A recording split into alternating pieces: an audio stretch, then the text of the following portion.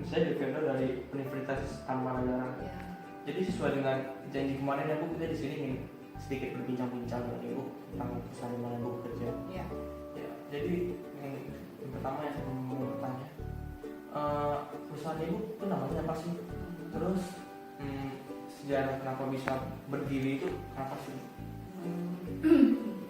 Jadi perusahaan ini perusahaan jasa, nama PT-nya di mana saya bekerja itu di PT Remax.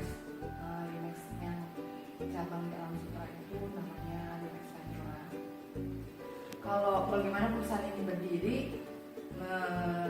latar belakangnya karena pemiliknya itu berlatar belakang banking, artinya kerja di banking udah cukup lama sehingga banyak kenal nasabah-nasabah, menjadi relasi yang udah cukup lama sehingga karena relasi yang ada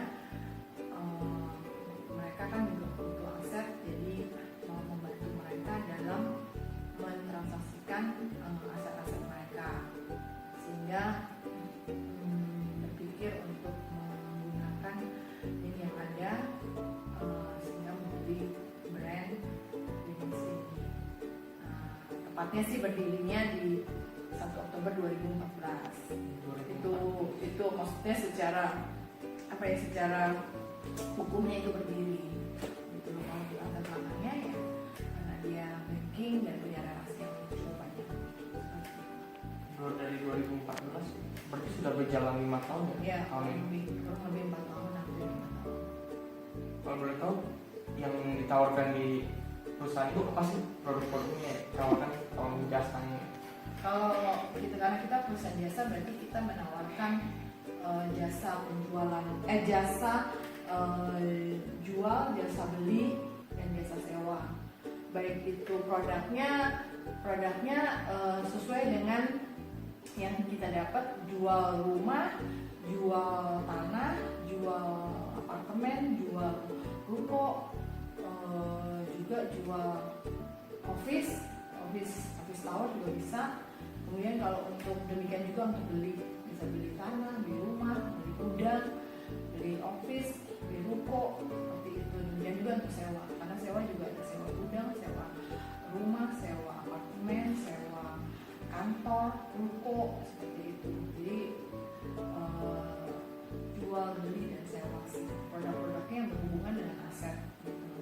Berarti semua yang berhubungan dengan properti. Iya, ada yang properti. Properti itu bisa tergantung vendornya mau apa, mau dijual kan, bisa juga disewa dan jual, bisa juga. Boleh disewa, jual beli sama apapun bentuknya, rumah atau apa gitu. Ya. Kalau begitu, menurut Ibu keunggulan perusahaan itu dibandingkan yang lain apa sih? Kan banyak nih perusahaan yang bergerak di bidang properti juga. Ya. Properti yang sama ya. Memang banyak sih merek-merek brand-brand itu. Kelebihan di brand Remax ini, kita orang-orang awam itu diberikan diperlengkapi.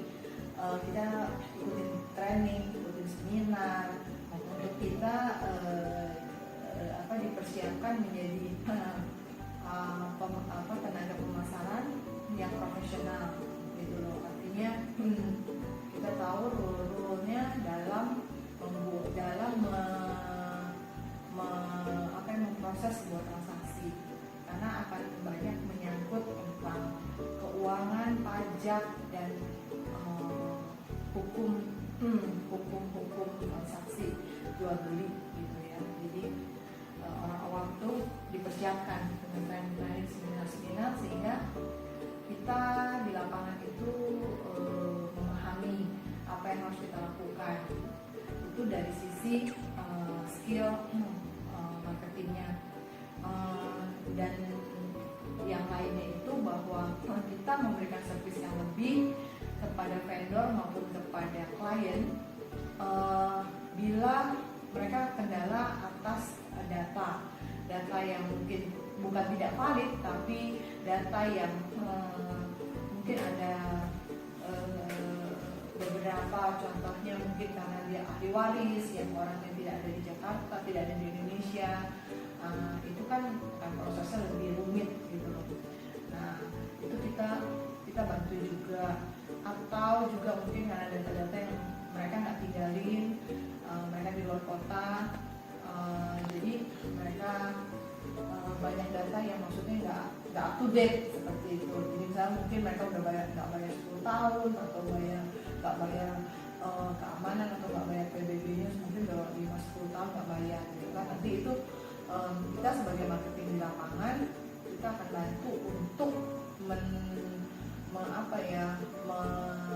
merekapitulasi data-data yang belum up to date kepada vendor, dan juga kepada klien apabila mereka mau melakukan pembayaran yang bersifat KPR, kredit bank.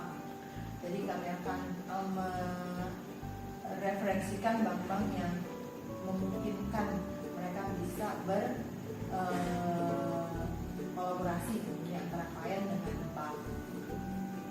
Kita bukan hanya sekedar pada saat transaksi saja, tapi kita memberikan lebih untuk mengurus hal-hal yang berkaitan dengan transaksi itu, yang berhubungan dengan si vendor dan si kliennya, bila mereka mau kita bantu.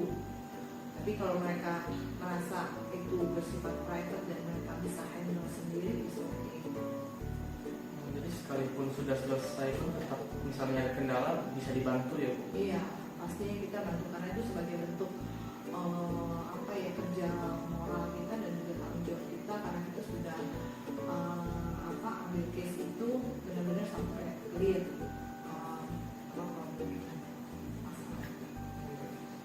Kalau di perusahaan sendiri yang bekerja di situ ada berapa orang sih kalau boleh tahu? Untuk marketing itu kurang lebih ada 30, tapi yang aktif itu mungkin 12 maksimal 12 sampai 15. Oh yang aktif dari 30 itu? Iya, marketingnya aja ya. Ini marketing. Kalau boleh tahu struktur organisasi perusahaan itu gimana sih Bu? Perincian kerjaannya, tugas-tugasnya. Oke. Kalau perusahaan itu sebenarnya nggak terlalu banyak untuk pembagian strukturnya. Kita simpel aja sih sebenarnya, dari direktur utama, kemudian dari direktur utama itu direktur operasional, di mana direktur operasional itu membawahi keuangan, accounting, administrasi, dan direktur operasional ini mengawasi semua kerja daripada administrasi, keuangan, accounting, administrasi, dan marketing. Kalau accounting itu berhubungan dengan simpel sih, pencatatan atas penghasilan itu, penghasilan kita penghasilan komisi, pencatatan transaksi terus komisi diterima oleh marketing. Kalau untuk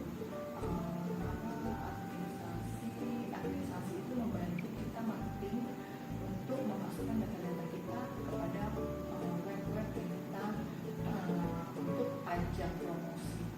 Mereka setiap hari mengupdate itu semua untuk masukin data-data kita. Kemudian untuk yang accounting sih mungkin simpel ya. Artinya di keuangan juga, selain mereka menerima pencatatan keluar masuknya penerimaan dari komisi klien.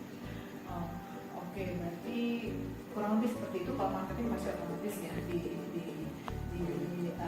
lapangan untuk Posisinya di mana kalau boleh tahu posisi? Saya di marketing, kebetulan saya udah di senior marketing. Senior marketingnya. Saya rasa cukup untuk bincang-bincang kali ini. Oke, masih Bu, terima kasih untuk waktunya Bu, sukses ya Bu. Ya, itu ya.